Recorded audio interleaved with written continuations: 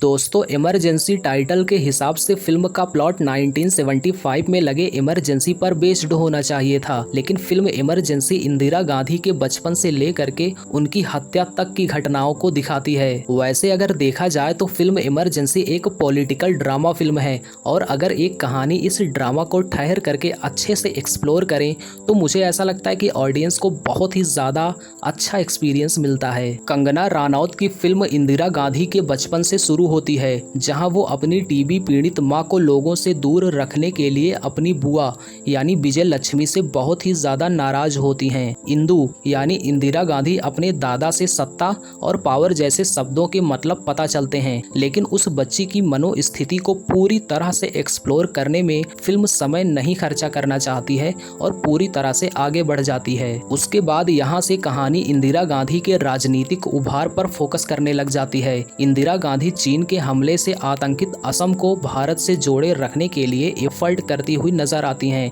ये एफर्ट है जीप के बोनट पर चढ़ करके अपना गांव छोड़कर चीन की तरफ निकले लोगों को ये कहते हुए रोकना कि सब ठीक हो जाएगा। राजनीतिक रूप से इंदिरा गांधी ने ऐसा क्या किया कि असम की स्थिति पूरी तरह से बदल गई, इस पर फिल्म टाइम नहीं खर्चा करती। हालांकि ये कहानी कम से कम 2 बार इस बात पर फोकस करती है कि कैसे इंदिरा गांधी के पिता भारत के पहले प्रधानमंत्री जवाहरलाल नेहरू ने असम को चीन के हमले के बाद पूरी तरह से अकेला छोड़ दिया था, जबकि इंदिरा गांधी ने असम को बचा लिया। अब कहानी में इंदिरा गांधी के पिता उनके राजनीतिक करियर को सपोर्ट करने के बजाय पार्टी के दूसरे नेताओं को आगे बढ़ते हुए दिखाया जाता है। एक हिस्सा फिरोज गांधी के साथ इंदिरा गांधी के रिश्ते पर फोकस करता है। यहाँ पर फिरोज का कैरेक्टर ये कहता हुआ मिलता है कि इंदिरा गांधी ने अपने पिता से बदला लेने के लिए उनसे शादी की। इन दोनों ही चीज़ों को फिल्म बिना किसी डिटेल इस तरह से दिखाता है कि जैसे इंदिरा गांधी बस इन पुरुषों के प्रति रिएक्शन के रूप में पॉलिटिकल करियर बनाती हुई नजर आती हैं,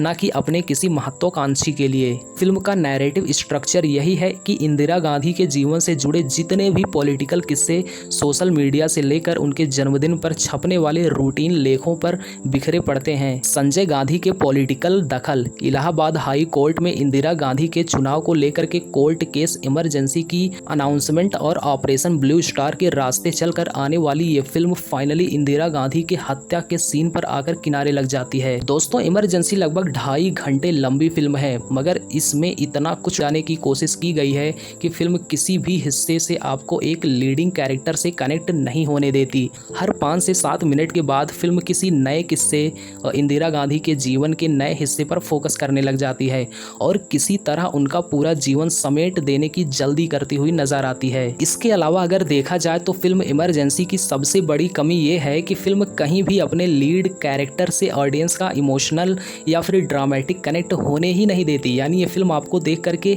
अच्छा ही नहीं लगने वाला है, किसी भी मोमेंट को ठहर करके एक्सप्लोर ही नहीं किया गया है। दोस्तों कंगना रनौत इमरजेंसी फिल्म की लीड एक्ट्रेस ही नहीं बल्कि डायरेक्टर भी कंगना रनौत ही हैं। फिल्म में उनका नैरेटिव स्ट्रक्चर ही नहीं समझ में आ रहा है कि वो दिखाना क्या चाहती हैं, क्योंकि फैक्ट के मामले में तो फिल्म पर भरोसा किया ही नहीं जा सकता, मगर वो एक बिल्कुल अलग मुद्दा है। सबसे बड़ी दिक्कत ये है कि कंगना रनौत अपने विजन, उनके लीड कैरेक्टर के लिए सिंपैथी का अभाव दिखता हुआ नजर आ रहा है। कुल मिलाकर के दोस्तों मैं तो यही कहना चाहता हूँ कि इमरजेंसी एक बहुत ही ज्यादा कंफ्यूज नैरेटिव में बिखरी हुई और थकाऊ एक्सपीरियंस वाली फिल्म है। फिल्म इतना सब कुछ दिखा देने की जल्दी में है कि उसे किसी भी कैरेक्टर को एक्सप्लोर नहीं कर पाती और उनके पॉपुलर सोशल मीडिया वर्जन भी पर्दे पर क्रिएट कर पाती है। तो दोस्तों मुझे तो ये फिल्म बिल्कुल भी पसंद नहीं आई, और अगर आप लोगों को पसंद आई है तो आप लोग जाकर के इस फिल्म को देख सकते हो। तो मिलते हैं किसी दूसरी वीडियो में, तब तक के लिए धन्यवाद। जय हिंद, जय भारत।